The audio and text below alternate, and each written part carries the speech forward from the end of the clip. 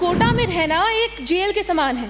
यहाँ हमेशा दबाव बना रहता है और उम्मीदें बहुत ऊंची हैं। पिछले 2023 में पिछले साल 14 लाख से ज़्यादा छात्रों ने जेईई के लिए प्रयास किया, जबकि आईआईटीज में कुछ 16,000 सीटें ही हैं। इन संस्थानों ने शिक्षा को एक व्यापार सा बना दिया है। आज इस देश का युवा दबाव में आके आत्महत्या करने पर मजबूर हो जाता है। डेटा के अनुसार 2020 में 10,000 से अधिक छात्रों ने आत्महत्या की। कोटा में रहना एक जेल के समान है। यहाँ हमेशा दबाव बना रहता है और उम्मीदें बहुत ऊंची हैं।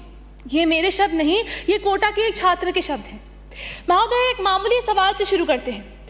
कोचिंग संस्थान इतने ज़रूरी हो क्यों गए हैं? इसका कारण हमारी शिक्षा प्रणाली में है। उदाहरण के लिए जेईई परीक्षा को लेते हैं। कहा जाता है कि जेईई एनसीईआरटी पाठ्यक्रम पर आधारित है, लेकिन जाहिर सी बात है कि एनसीईआरटी काफ़ी नहीं। पिछले 2023 में पिछले साल 14 लाख से ज़्यादा छात्रों ने जेईई के लिए प्रयास किया, जबकि आईआईटीज में कुछ 16,000 सीटें ही हैं। अब इस श्रेणी का कंपटीशन होगा तो कोई छात्र अतिरिक्त कोचिंग की तलाश क्यों नहीं करेगा?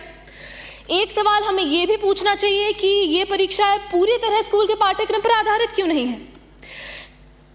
पर हमें ये सवाल भी पूछना चाहिए कि अगर ये परीक्षाएं पूरी तरह स्कूल के पाठ्यक्रम पर आधारित भी हुई तो फिर वो कॉलेज के लिए कैसे तैयारी करेंगे? स्थिति तो ऐसी है कि नकली स्कूल से उभर आए हैं। सभापति महोदय, कोचिंग संस्थानों की मांग हमारे सिस्टम ने ही बनाई है और इन संस्थानों ने शिक्षा को एक व्यापार सा बना दिया है। वर्तमान में कोचिंग संस्थानों के लिए दिशा निर्देश हैं जो कई महत्वपूर्ण समस्याओं का समाधान भी प्रोवाइड करते हैं, लेकिन वो कानूनी रूप से बाध्यकारी नहीं। इसीलिए इन संस्थानों को किसी भी दुर्घटना के लिए जिम्मेदार ठहराना नामुमकिन सा हो जाता है। दुख की बात है कि आज इस देश का युवा दबाव में आके आत्महत्या करने पर मजबूर हो जाता है, इस भ्रम में कि इस परीक्षा के आगे उनका जीवन ही नहीं, कि अगर वो ये एग्जाम क्लियर नहीं कर पाए तो उनके जीवन का कोई महत्व ही नहीं। सर, दुख की बात यह है कि हमारे लिए इन छात्रों का जीवन बस डेटा बन के रह गया है और डेटा के अनुसार 2020 में 10,000 से अधिक छात्रों ने आत्महत्या की। लेकिन वर्तमान में कोटा जैसे शहरों में बच्चों के कमरे से पंखे उतारना एक बेहतर सुझाव माना जा रहा है। गुणवत्तापूर्ण कोचिंग भी एक बहुत महत्वपूर्ण मुद्दा है।